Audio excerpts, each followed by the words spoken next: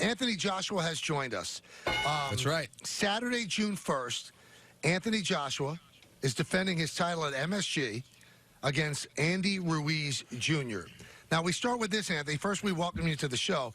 This is your first fight in the United States, and you fought in front of 90,000 fans at Wembley Stadium in England. Does fighting his intros at Wembley Stadium look like when Drago comes out in Rocky IV. So does it mean something to you to fight at MSG, Anthony? Does it mean something? It's everything, man. You know, imagine when you first start out, and let's say you're from Africa, Asia, Europe. You tend to watch the American stars of boxing. So my guy was like Mike Tyson and so on. Then you get to know about Muhammad Ali and all these greats. And then you learn about the history of Madison Square Garden and the magic that had come out of America. So to be here is like I'm putting my name just alongside some of the greats that have been there. But what I go on and do with my career is now stomping my name alongside these greats. So it's hopefully the start of something special. So, Anthony, let me be totally blunt with you. Yes, sir. I'm a fan. Thank you very much. The Klitschko fight, I remember where I was when I watched it, and the Klitschko fight to me was the first great heavyweight fight that we'd seen in a long time. Okay. And I thought for a second it was the best Vlad Klitschko we'd seen in years. Okay. And then you come back and beat him in dramatic fashion. Oh. We have a new great heavyweight. Alongside that, we have Deontay Wilder, who's building his resume, and Tyson Fury, who drops 100 pounds, gets himself back in shape. Explain to me why you are not the one to blame for not being involved with Fury and Wilder. Because we got a fight out of those two. And it was a damn good fight. Correct. Really surprised me. Correct. And I saw Wilder a few weeks ago, or a couple months ago before his last fight, and I'm seeing him again later this week, where I'm sure he will put the onus on you. You tell me why it's not Anthony Joshua's fault that we haven't seen one of these fights happen for you yet. Why can I say it's not Anthony Joshua's fault? So I just put it like this, really. The most recent offer I made to one of the best heavyweights in the division, Luis Ortiz. Who's fantastic. Who's a fantastic fighter. So and we're going to talk financials because that is what kind of gives people incentive to fight some of the best fighters in the division. So he made a paycheck against Deontay Wilder of $500,000 to fight, and he took that and he fought Wilder and he had a great fight and he lost. That was at the Barclays Center, yes. So then I was looking for an opponent for June 1st at Madison Square Gardens. And we offered Luis Ortiz $6 million to fight. And he said we gave him a low-ball offer. That is not enough. So why I mentioned Luis Ortiz is because now let's flip reverse back when we went to fight Deontay Wilder. So we gave Deontay Wilder the opportunity to fight in Wembley in front of 90,000 people. And what did you offer him for that fight? We offered him $15 million. 15? Yeah. And what were you going to take for that fight? I'm going to take my cut. Because the word was you wanted the fight at Wembley, but you were going to make somewhere probably near $100 million. I wish. And or $50 million. And Deontay was going to speak to my if there was $100 million, I'm going to speak to my management because someone's taking some of that money. You agree that you do need Deontay or Fury to get the monster payday, the biggest payday possible. Yeah, 100%, 100%. And that's the mega fight. Like, put the payday aside. The reason why I spoke about finance is because I feel that is what should incentivize fighters. Also, with that aside, what I was going to get to, aside from the finance and the biggest audience, is that he's fighting for all of the belts. I've got 4 of the major belts. So he should be biting at the opportunity to beat me, to tell the world I'm the king. If he beats me, he's the king. I've got 4 of the belts. What more can you want from someone? So that's what I said. Finance aside, the biggest audience aside, you have the chance to own all of the belts. So that's why it baffles me now when I go back from Ortiz, the opportunity he turned down, to Wilder, the opportunity he turned down. When he was earning $2 million a fight, we upped the level. I've been trying, honestly. But all I say now is this, is that I'm sure these guys have got really smart people around them managing them. So whatever decisions they're making, they're probably for good reason, but their decisions have not involved fighting me. And it's not me anymore that's upset. The fans are losing out. And the longer they leave it, the better I believe I'm getting. So they're only going to make it harder for them. Well, or the better the chance is that one of you guys gets knocked out and the interest in the fight goes away. So who was the situation when this happened with? I was talking about this, but it's happened before in history where someone has a warm-up fight, thinking that they're just going to go and box someone, have a warm-up fight, and then they get beat on the way there. Hey, Buster Douglas was a warm-up fight, you know? And look at that. That is in history today. But this is how the fans lose out on this. The fans They're lose not out. getting the fight they want, and what ends up happening historically is they end up getting the fight shame. way too past when people really care about it. And that's why Yeah. the heavyweight division gets in trouble, right? Yeah. And even though the fight happens and everyone's like, wow, the fight's happened, after they're saying, well, was it too late? Yeah, well, Lennox Lewis, Mike Tyson was too late. Yeah. You know, Lewis, Pacquiao, Mayweather. way too late. Yeah. So that's one of the things that worries me. And I mean, I'll tell you the truth. I'm interested because you're fighting in the U.S. Yes, sir. But I'll tell you what, your fight at the Garden on June 1st, it's all risk. Because I'll tell you what, if you lose to that guy, Anthony, I'm going to be severely disappointed. I've watched the tape. He makes Buster Douglas look like, you know, Vlad Klitschko. So, I mean, if I lose, you're never going to see me again. you know, you can't lose to this guy. Michael, have you seen this guy? First of all, I'm looking at him right now. That was one of the questions I want to ask him. First of all, you look like you're 15. You don't have a mark on your face. Do you ever get hit? Me? Yeah. Oh, but they broke my nose, my bones, my knuckles are bruised. I'm a old war horse. Michael, you really should go back one day if you have a flight or whatever and watch his fight with Vlad Klitschko on YouTube. It was truly Klitschko's last stand, and it was truly a heroic moment that made you. What's it like coming out, though, in front of a crowd like that? Because that is unusual. In the States, we don't have a fighter who's beloved like you are. Floyd Mayweather is not beloved. Okay, understood. There's the last American fighter who was truly beloved in that way. I mean, Mickey Ward and Arturo Gatti had a certain sort of thing. Yeah. And, of course, Tyson was Tyson. Yes. But we've never had a fighter where the whole country rallies. What's it like when you come out? I mean, Don, it's like you think Apollo Creed's coming out and James Brown's going to perform Living in America. Like, what is that like, though, for 90,000 people for just you? The first time I boxed in front of the 90,000 people was against Klitschko, right? And what it was like, it was just a feeling where I said to myself, there's losing and getting embarrassed because Klitschko can punch. He can hit hard. And that's just the feeling, is that I'll give everything I've got, but the scary part about the sport is that I just don't want to embarrass myself because these guys, I think we're in a new era now where the guys are 6'9", 18, 19, 20 stone, big guys. So I just said, you know what? I'm going to ride the wave of all these supporters. I'm going to give it my best. And whatever happens, happens. That's exactly my mindset when I went in there. No stress. Now, this fight is Saturday, June 1st. It's against Andy Ruiz Jr. It's expected to sell out, but if you go to MSG.com right away to purchase tickets, you will not get shut out. Tell us something, Anthony, about Andy Ruiz Jr. What type of fighter is he? What do you worry about with him? Andy Ruiz is a selective puncher. He does not waste punches, meaning when he punches, he throws with intent. So I feel like I have to make sure my hands are in good position. I always say a tall fighter is fine, but we're used to boxing tall fighters as well, short fighters. Andy Ruiz only boxes guys bigger than him, so he's used to guys like me. He knows the pitfalls and the mistakes we make. Low hands, throws a jab, counter punches. So he's going to be comfortable in the ring. I've got to adapt my style to someone shorter. Sometimes I have to adapt to someone taller, and so on and so forth. Andy Ruiz is from Mexican heritage. We know that they have a good love for the sport of boxing. And he's been at world level. He fought Joseph Parker in a close decision, which he lost. But some people say he won. Some people say he lost. I'm not too sure. I don't really make an opinion on that. I leave that to the judges. But what I'm trying to say is that the man is a world level fighter. He's not someone that I can overlook and not someone that I can take lightly.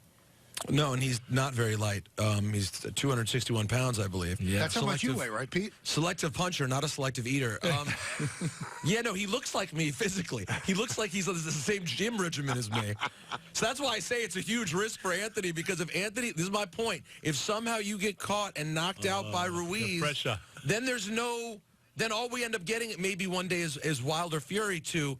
But here's my thing. You're with DAZN. Yes, sir. Who, by the way, you're very important over there, right? You are the second, in all due respect, probably the second most important fighter they have. Canelo is probably the most important fighter in the world, biggest deal of all time, right? And he's earned that. And he was great on Saturday night. Yeah, yeah. They need to start calling it DAZN. I want Why? you to put this through. Is it just easier? It's just, I don't think that as a serious sports network, you can say you're called DAZN. Sometimes it's got to be forget DAZN. I think so. Now, sometimes I forget that it's the zone, and from the logo, I can't remember. So what do Because you- it doesn't indicate what it is. Do you call it DAZN as well? No, it's the zone, but In your sometimes- head, you see Dazen. But I see Dazen, and then I get thrown off, and then I'm trying to wonder, and then I'm like, is it the zone? But looking at those letters, it sometimes doesn't pop into my head. So maybe it's a situation where the slogan is like maybe, if you want to get in the zone, watch DAZN. That's what I'm talking about. By the way, I like it. See, that's how you know he's smarter than your everyday fighter, right? Well, you know, if you need anyone for marketing campaigns, or, That was pretty good. And also, too, because we've all had a chance to have plenty of boxers in here. I mean, legitimately humble. And it seems Okay. like that's something that you strive to be. And I don't think he's as humble as you think. well, it's all relatively speaking. hey, where's my right? coffee, man? Not because you have to kind of be your own promoter in boxing, Yeah, right? But yeah. I just I get the sense that that's something that's important to you. Yeah, look, just be yourself. Number one, be yourself. Just be who you are. Look, if there's nothing wrong with being glitz and glam and having loads of character, for me, I'm just myself, calm, collected, and just like to have a good time. I know what struggle's about. I know what the good life. I've seen that through boxing. People have shown me the good life as well, so it's a blessing. And I take it with a pinch of salt. I don't get too far ahead of myself, or I don't get too depressed and get too below myself. I'll tell you what, I think the one thing that's fascinating right now is there is the opportunity for the first time since the Tyson-Lewis Yes. era for the heavyweight division to be truly meaningful. Truly meaningful. I believe you guys have made that as difficult as humanly possible Yeah. by all having deals on different networks. I agree.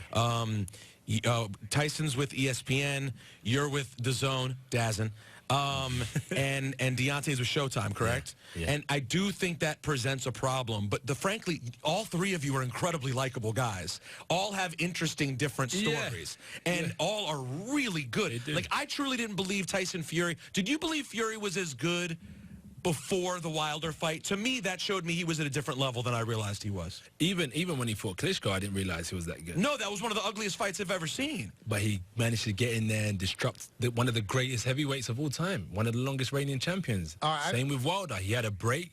He came back. He lost so much weight. Everyone thought, nah, he's definitely not ready. Wilder's been knocking guys out since day one. He went in there, played with Wilder for some rounds as well. I was just like, this guy's talented, but this is why I want to challenge these guys. Me giving them offers is not to say I'm guaranteed to beat these and it's going to be an easy night's work. It's to say, let me challenge myself against the best heavyweights. And so I don't finish my career and think, damn, what would happen if I would have boxed these guys? It's good to kind of show myself and what I'm about, where I need to improve, or if I'm really as good as I feel I am against guys like Fury and Wilder. All right, now I want to play the what-if game with you. We're talking with Anthony Joshua, the undefeated heavyweight champion of the world.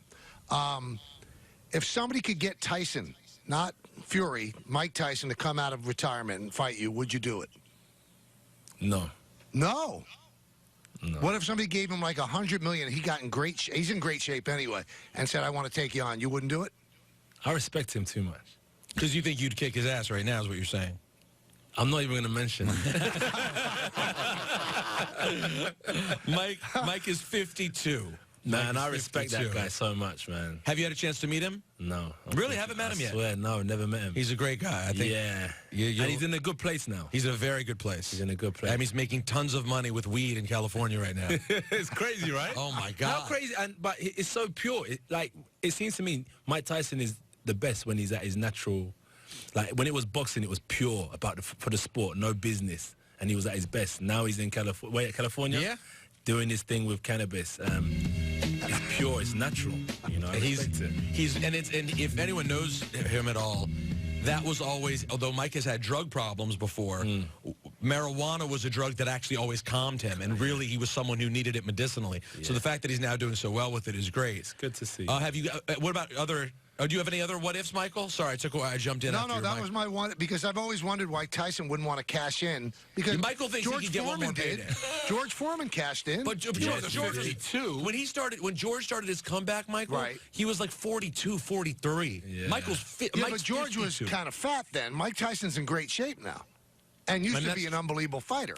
I just have to remind you, Mike's my favorite athlete of all time. His last fight was a loss to Kevin McBride. Yeah. I mean, a guy who's not even a capable fighter. Okay, let me ask you Jake this question. McBride would have done better. Yeah. Let me ask you this question. Could Kevin Rooney, Teddy Atlas make another Mike Tyson? I think they need custom auto. Yeah, I think there's two missing ingredients there. Go on. Cuss. Yeah. And Jacobs. And Mike. No, and Mike. Mike is just a. So could have Mike been with any trainer in the world and become as good as he was? But once he lost Rooney, though, Anthony, he wasn't the same guy. This is what I'm so the trainers. We're only a product of who are coaching us, really. I know, but Mike was such a freak, and it was such a perfect storm. It was a perfect storm. Of Tyson being this kid from this background that had these problems, and then these people who were able to take this pain and harness it with this athleticism. I heard that Customato was a psychologist, so he knew how to mentor, build that fire within Mike Tyson. But Mike said that, but when Customato passed away, he didn't teach him how to turn that fire off. So that was where he... Well, I think he was at a stage in his life where, unlike he was with Floyd Patterson and Torres before that, Mike was a different kind of dude. And then he died, and Cuss dies, Jimmy Jacobs dies. Yeah. There's no one around anymore. And also, did those guys really care?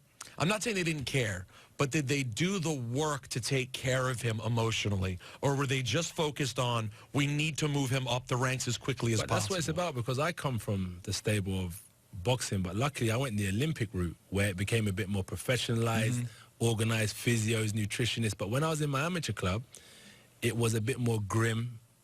How do we get this boy from A to B by any means possible?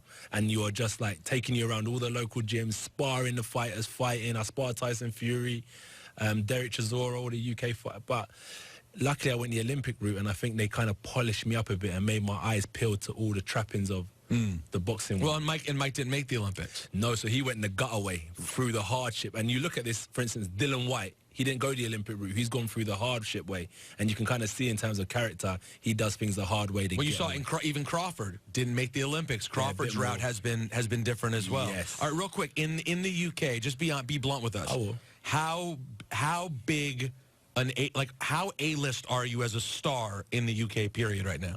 I'm about a D cat. D-list. I'm about a D-list. No, have you met everyone there is to meet in the UK in terms of celebrity? I shook the Queen's hand. Okay. See, that's big. That's pretty big. Yeah. I shook the Queen's hand, which was an honor. No Harry or William yet? Yeah, I met those guys. Both of them? All right. And the main thing is, my mum still loves me. That's what I'm saying. I'm doing my family proud, and that's all that matters at the end of the day. So no, I'm not into the celebrity stuff so much. You know, Harry had his baby today. Yes, he did. Congratulations, a baby boy. Yeah. Yeah, man. I've got a son as well, so if he ever needs a playmate, someone to chill with, I'll drop my boy around. So congratulations to the Royals. It's Have amazing. you met Ricky Gervais? Not yet, no. Okay. All right. Are you going to ask him everybody he's ever met, Peter? Have you ever met Cristiano Ronaldo? Yes. You met Cristiano Ronaldo? Yeah, that's my boy. Really? Yeah, CR7. That's my boy. That's a pretty good one too. Who's your athletic brand sponsorship? Under Armour. You're doing UA. okay. You're gonna be okay. What would you be if you weren't a boxer? What would I be if I weren't a boxer? An actor. No. Do you know what I would be doing? Construction. Construction. Yeah, in the building game. Okay. Like from a design standpoint, or like lifting up plywood? Not design, but more like project management. Like I would form a team together, plasterers, electricians, plumbers, bricklayers, scaffolding team, and then create maybe the ESPN building, hopefully one day. Oh, Would you allow Drake in your dressing room before a fight? No, you shouldn't. If you're telling, I know I shouldn't. If you're telling me that, I know I shouldn't. You know about the Drake curse. Of course. It's, We talk about it all the crazy, time. right? It's crazy. It's real though. Yeah, keep I away. think it is. It's not worth it. You don't want to be the guy to test it. This is what I'm saying. But he had all 4 football logos for the championship games. They both went to overtime. The guys didn't know what what's to do. weird actually? So I took a picture with Drake I thought you did. When did you take it? before Miller got banned. Because Miller had his drug test, and then the whole fight went to pot. See, there it is. Yeah, the fight got cancelled. Now hold on. Now I saw you just compared the heavyweight division to Game of Thrones. Okay. Yeah. Are you deep into Game of Thrones yourself, or are you just using the reference? I'm just using the reference. I haven't caught up on it. Do you know what? How class would it be if I came out with the Game of Thrones theme song as my walk-in? It would be. Would it be menace? It would be beyond menace, but you would need to bring out I mean, listen, it wouldn't be as good if I'm you. Yeah. Have you ever come out with Stormzy before? Of course. You've come out with That's Stormzy my boy. before. Okay, Maybe I'm a B-lister then, not D. Maybe I'm if you've come out with Stormzy, you're at least Well, he is. I'm a B-lister. Anthony Joshua will be A-list on June 1st, Saturday at Madison Square Garden. He faces Andy Ruiz Jr. for the heavyweight championship of the world. Tickets at MSG.com. You have to go there soon because this fight is going to sell out. Boxing in New York, it's in our soul. Anthony, we thank you for coming by the studio. We really do, and good luck. Thank you, sir. Take care. Cheers, man.